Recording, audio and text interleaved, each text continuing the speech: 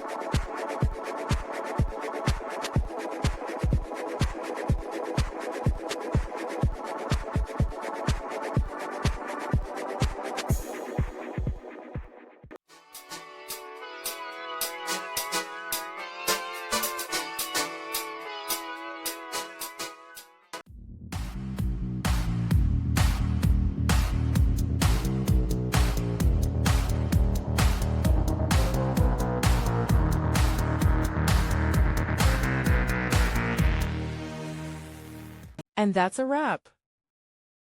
I hope you found the answer you were looking for. If you did, take a second to hit that subscribe button. It really helps out. And let me know in the comments which solution worked best for you.